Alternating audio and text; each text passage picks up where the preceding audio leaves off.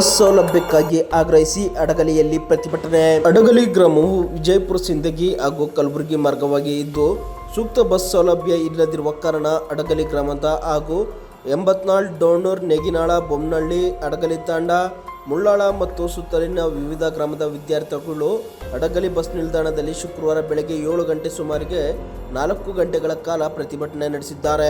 ಮನೆಯಿಂದ ಬೆಳಗ್ಗೆ 6 ಗಂಟೆಗೆ ಬಂದ ವಿದ್ಯಾರ್ಥಿಗಳು 7 ಗಂಟೆಯಾದರೂ ಯಾವುದೇ ಬಸ್ ನಿಲ್ಲದಿರುವ ಕಾರಣ ಎಲ್ಲ ಗ್ರಾಮದ ವಿದ್ಯಾರ್ಥಿಗಳು ಸೇರಿ ರಸ್ತೆ ಸಂಚಾರಕ್ಕೆ ತಡೆಯೊಡ್ಡಿ ಪ್ರತಿಭಟನೆಗೆ ಕುಳಿತರು.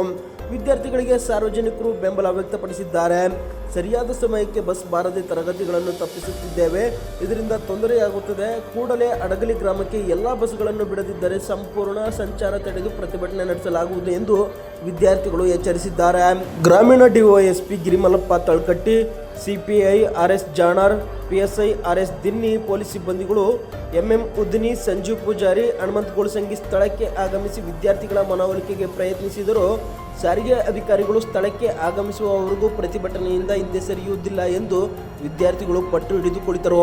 ವಿದ್ಯಾರ್ಥಿಗಳ ಪ್ರತಿಭಟನೆ ತೀವ್ರವಾಗುತ್ತಿದ್ದಂತೆ ಸ್ಥಳಕ್ಕೆ ಆಗಮಿಸಿದ ವಿಜಯಪುರ ಬಸ್ ನಿಲ್ದಾಣದ ಸಹಾಯಕ ಸಂಚಾರ ವ್ಯವಸ್ಥಾಪಕ JK ಉಗ್ಗೆನ್ನವರ್ ಶಾಲೆಯ ಅವಧಿಯಲ್ಲಿ ಬಸ್ ಸೌಲಭ್ಯ ಕಲ್ಪಿಸುವ ಭರವಸೆ ನೀಡಿದರು. ಅಲ್ಲದೆ ವೇಗದೂತ ಬಸ್ಗಳ ನಿಲುಗಡೆಗೂ ಕ್ರಮ ವಹಿಸಲಾಗುವುದು ಹಾಗೂ ಇನ್ನು ಮುಂದೆ ವಿದ್ಯಾರ್ಥಿಗಳಿಗೆ ಯಾವುದೇ ರೀತಿಯಲ್ಲಿ ತೊಂದರೆ ಆಗದಂತೆ ಕ್ರಮ ಕೈಗೊಳ್ಳುತ್ತೇನೆಂದು ಭರವಸೆ ನೀಡಿದರು.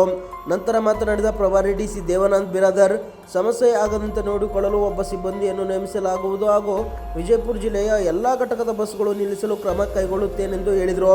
ನಂತರ ವಿದ್ಯಾರ್ಥಿಗಳು ಪ್ರತಿಭಟನೆಯಿಂದ ಹಿಂದೆ ಸರಿದರು. ಈ ಘಟನೆಯಿಂದ 4 ತಾಸಿಗೂ ಹೆಚ್ಚು ಕಾಲ ರಸ್ತೆ ಸಂಚಾರಕ್ಕೆ ಅಡಚಣೆಯಾಗಿತ್ತು.